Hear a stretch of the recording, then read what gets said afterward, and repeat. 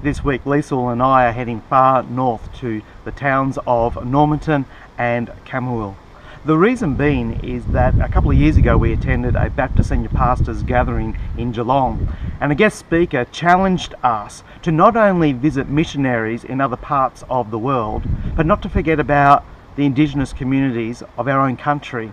And when I thought about it, I thought, well, I've had the privilege of going to amazing countries like Nepal and Malawi, St. Petersburg and Mongolia, and they were great times, but I have not yet visited our own Indigenous communities.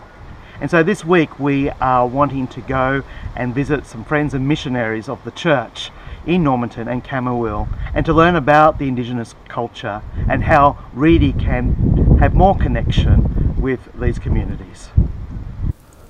After 2 days of driving through our amazing outback for our first time, weaving in and out of the road trains, dodging hundreds of kangaroos and seeing the complete dryness of our harsh land, we finally arrived in Normanton. Our first pleasure was to drop off the many items of bed sheeting, clothes and towels donated by this church. Doug Thomas sends a big thank you back to our church. Cynthia Thomas grew up in Normanton and returned to this town in 2014 to be the teacher at the Gulf Christian School, which was commenced by her church. And then Doug moved to Normanton at the end of 2014, and he now works full-time at the Information Centre in the town.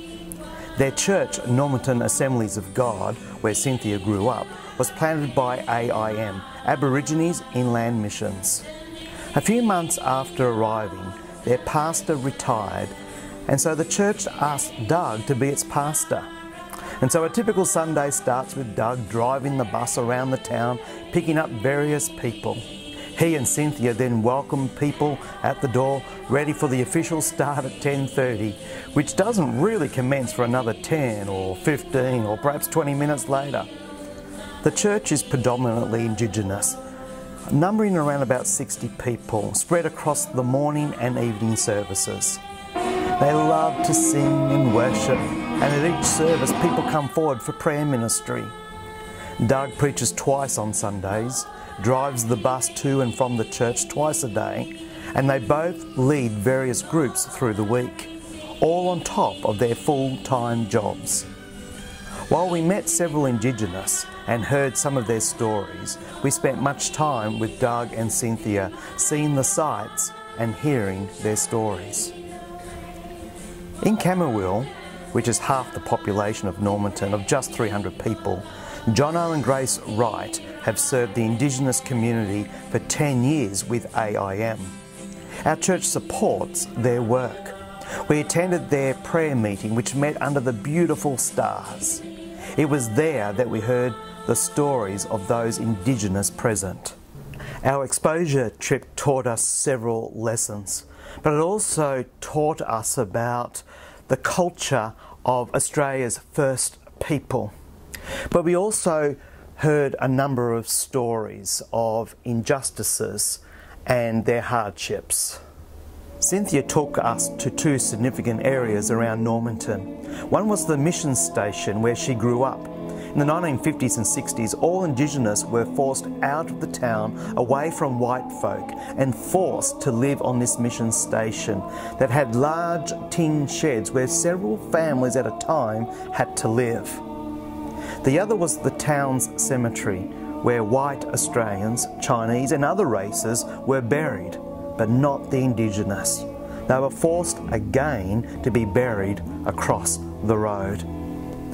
I asked various Indigenous Christians what they thought of this injustice in their past and the National Sorry Day, and they were quick to point out that they haven't forgotten, but were equally as quick to say that they are Christians, which means they have forgiven. They see the importance of forgiveness in order to move on.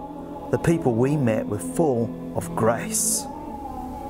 We were also reminded of the impact and influence that alcohol and drugs like ice have upon these communities. We heard stories of suicides through to incredible loneliness.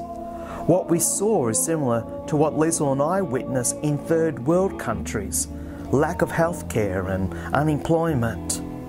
Houses looked run down and people facing hardships.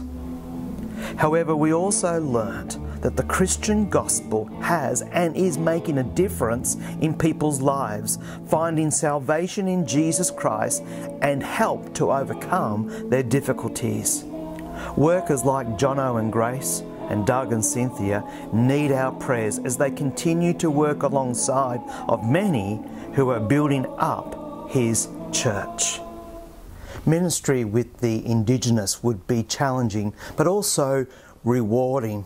But added to this is ministry in the Aussie outback with issues such as isolation and lack of resources. I look forward to seeing how our church can partner with our friends in the outback. I want to thank the church for allowing me to go on this wonderful exposure trip.